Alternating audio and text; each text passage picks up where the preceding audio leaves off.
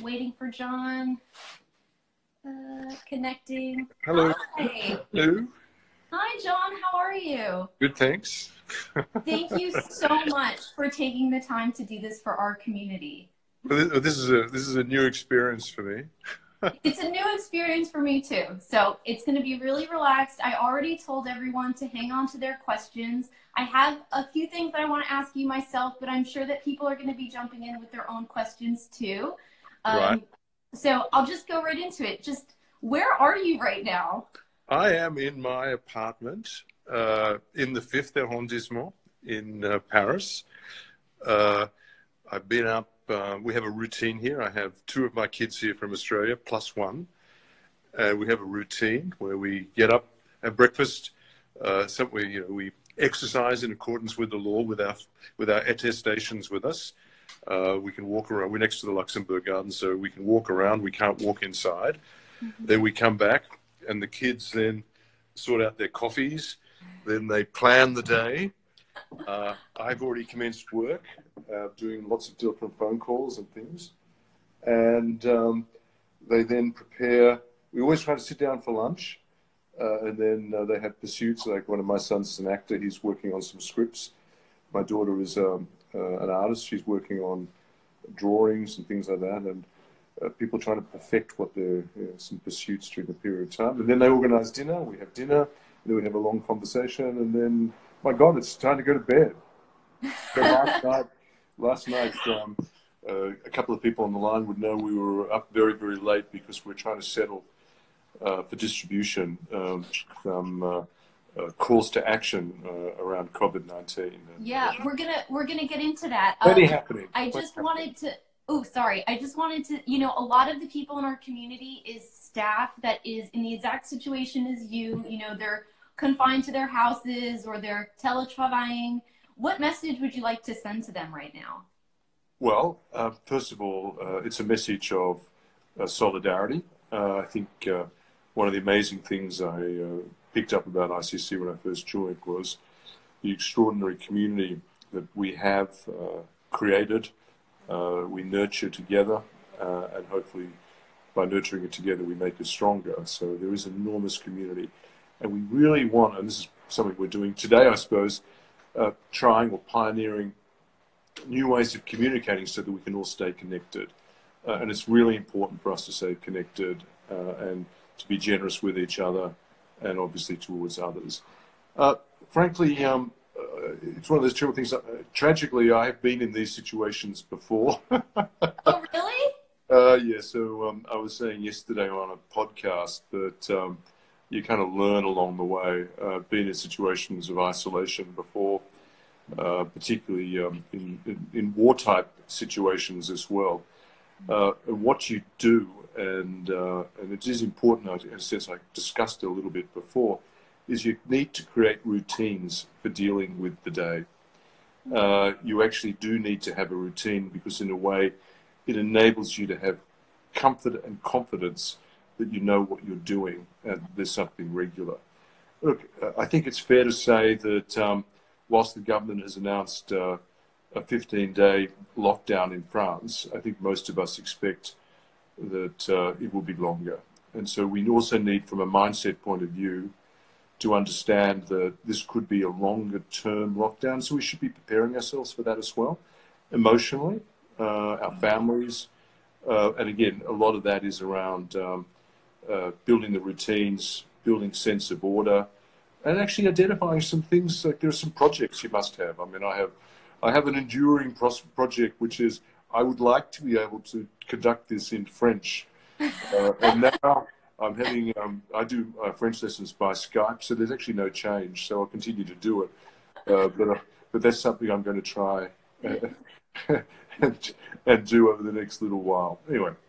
My French is not great. Let's do one language at a time. Yeah. But order, and in a way, routine can give you comfort in these situations. And I think one of our opportunities is to find new ways of talking with each other, having conversations. I just got off a call. It was a 4-way call with Seattle, Singapore, me, actually five-way, Gabriel, Petrus, and Julian. And we're trying to come up with some new ideas for some tools we can develop to support SMEs in line with the strategy just announced. And actually doing it in a conversational way, I think we created some really good ideas, which we're going to, unfortunately, as everyone knows, when they sit in a room with me, the tendency is we all develop new ideas and there's more work to be done, but it's really can be really energizing for people as well. Yeah. So, new forms of talking. I think we've got to come up with some competitions to keep us going. A couple of kind of like challenges, Instagram challenges across the organization, which we can look back on each week. It'll be great. We just got a question from our friends at Trade Finance Global. They want to know, what is ICC's priority right now? Because, you mentioned there's a lot going on. There's more and more work. There's really urgent calls for action. So I don't know if you have any ideas of, what is the number one thing that we're really focusing on right now? Well, we've launched, released a strategy for dealing with the ICC approach to the COVID-19 pandemic and its consequences. The number one thing for us is to be the trusted advisor to work with WHO, businesses globally, and international organizations to enable us all to deal with and mitigate the consequences of this pandemic. For us, being a trusted advisor here is really important. One thing I've noticed is that there are limited sources of truth in the current battle against the pandemic. The ICC, we are an independent institution of 100 years old, a for-purpose institution. We are very clear about our values, our mission, what we're trying to do. I think it's critical for us to be that trusted advisor, that voice of truth. And that's really a high priority, so that people know that when the ICC says something, endorses something, recommends something, it's true. Yeah. So that's the most important thing for us. And look, there's a myriad of kind of practical issues that are ensuing. It's fair to say now that we're dealing with the COVID-19 challenge, but now the economic infection has actually, in a sense, gone ahead of the human infection, which might sound amazing, but that's now running ahead, and that's complicating things and multiplying some of the challenges. Yeah. And so being a voice of truth in this environment is very important. The best discussions I've had are really around what people are looking for in terms of leadership. They're struggling to find confidence in a lot of the utterances from governments, and I think we've seen a diminution in trust with a lot of the media already. And what people are looking for, people they can trust. So I think it's really important in terms of high priorities that we are a trusted voice, and everything we do has got to reinforce that. Yeah. I'm so proud to be a part of this team, John. I mean, I know that we're doing amazing work behind the scene, and I'm having a cup of coffee while I talk to you. Sorry. It's okay. I'm drinking tea. Cheers. And I know that next week, aside from what we're obviously doing for the business community, G20 is meeting next week. They've announced this summit. What do you hope that they accomplish from this? That's definitely a great question. I mean, we called last week for the presidency of the G20, the Kingdom of Saudi Arabia, to get its act together and actually convene a virtual G20. We saw the G7 came together, which was helpful. But the fact of the matter, this is not a Northern Hemisphere problem. This is a global problem. And from our experience, particularly my personal involvement in 2008, 2009 with the global financial crisis, the reason we all argued at that time to elevate the importance of what was then the finance ministers of the G20 into a leaders meeting was because it was the most inclusive global group. It brings together effectively 80-85% of the global economy.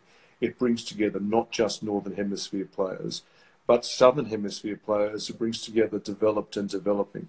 And frankly, the US is there and China is there. Indonesia is there. Saudi Arabia is there. Australia is there. You've got inclusiveness in that group. And the capacity of the G20, in fact, fundamentally, its existential crisis, if it can't live up to this, is together coordinate a response such that we can calm the markets, we can bring some confidence and stability, and we can grapple with some very practical issues to support the WHO. There are just things that are dumb things that are happening at the moment on an individual national basis. There are border protections going up that inhibit the free flow of the very medicines we need. There are actually immigration rules that have emerged which are stopping humanitarian workers who are supporting the fight against COVID-19 getting across borders. I mean, it's just so crazy. So we need to actually bring this global approach back in. We need to get international coordination, and that's what we call for. I'm delighted. Some of you would know that about 10 days ago, I basically picked up the phone and called the Director General of the WHO, Dr. Tedros, and shout out and complete kudos to Tedros, saying, "My God, what a role, what a critical role for the world he's playing." And I said, look, one thing we notice is that there's just not a consistent engagement with one of the key kind of drivers of change here, which is the private sector. Something like only 15% of countries is engaging with the private sector in terms of their COVID-19 response, even if they have a strategy, to be frank. And he immediately saw the benefit, and so we are now effectively the trusted advisor, the trusted partner for WHO. And last night, I thought it was important to get Tedros a space with the chair of the B20, which is the business group which reports directly into the G20. So I organized a teleconference last night that I chaired between Tedros and the chair of the B20, where we had the opportunity to put directly, as I have already done and I will do again, the key asks from the WHO of the G20. We are trying to build the political momentum to make it easy for the leaders to make the right kind of decisions and effectively enable a global battle to ensue against a global pandemic. That's what we're trying to do. You talked a little bit about, joining with the WHO. Can you just talk a little bit more about that? Like, what exactly does that mean? Like, what are we doing for the WHO to communicate to our business community? Well, the first thing we're doing, which is pretty straight up and down going to the trusted advisor, we are helping get their message out. As you know, we have the amazing ICC network of around 45 million businesses globally, employing, I think it's 1.2 billion workers. So 1 in 3 worker in the world relies on the success of ICC businesses to actually, for their livelihood. So we as a trusted advisor are finding methodologies and ways to actually get that message out. The next thing is we're trying to get real-time information, to be honest with you. As I said, there's a myriad of issues that are erupting in terms of the practical consequences. What are happening to supply chains? There are supply chain breakdowns that are actually inhibiting the capacity for medical supplies to be delivered. But you also know there's some crazy supply chain absences. There's no detailed analysis of whether there is already enough ventilators production available in the world. There seems to be this knee-jerk reaction that every economy has to create their own new ventilator production from start. The fact of the matter is, from the analysis we've done, there's at least 25 sources of production already globally, and we should be helping them and invest in expanding that production and then easing the methodology for transporting those ventilators into the global world. Policy should be informed by facts. It shouldn't be politically based policy. So that's something else we're trying to do. So we'll be doing a real-time survey of the whole membership. We think that there's a database of 30 million, which will help identify the key pain points for business in the current COVID-19 context. And then from that, we'll be able to identify, well, what tools do we need to help develop to support that? Can we, for example, find an easier way globally to allow SMEs and micro SMEs to get access to the funds that will be available to support their businesses? At the moment, there's going to be, as you know, give a bureaucrat the opportunity to create a form, and you'll have a number of forms. Maybe we can come up with a ICC universal form, which can be accepted everywhere once it's completed by business, as a source of trust from the ICC to government that the money should flow. Maybe we can do that sort of stuff, and that's what we're checking at the moment. Now, what's the name of your dog, by the way? It's so important what we're doing right now. Sorry about POTUS. I think a lot of people are I like, couldn't bring my dog with me from Australia, so I'm kind of jealous. One of our dogs just died. Nelson just told me I have to give shorter answers. So I'm just... No, it's okay. This is great, John. Again, thank you so much. A lot of, I'm not the only one. A lot of people right now, they're working, but they also, they have kids or they have family. You're teleworking, but you're juggling a lot of things. I got my dog here who's been crying for attention this whole time, and it's not easy, but I really think that what we're doing right now is so important, especially when it comes to the business community.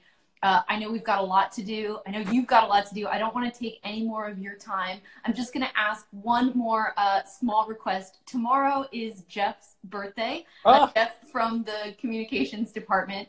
He's our graphic designer at ICC. Would you mind just sending a quick happy birthday? Because I'm sure he's going to be celebrating it rather alone because we can't really go out too much here in France. And a big happy 21st to you, Jeff. Have a great day. Whilst ICC is celebrating our centenary, it's great to know that we've still got hard workers like yourselves in their early 20s working with us. Great. Thank you so much, John. I hope you have a good rest of your day and that we can talk to you soon. For the community out there, please keep following us on Instagram and Twitter, where we'll be posting the latest updates from our COVID response team, from John, from our leadership. We're going to be talking more about G20 as that comes up next week. We're going to be talking about the WHO.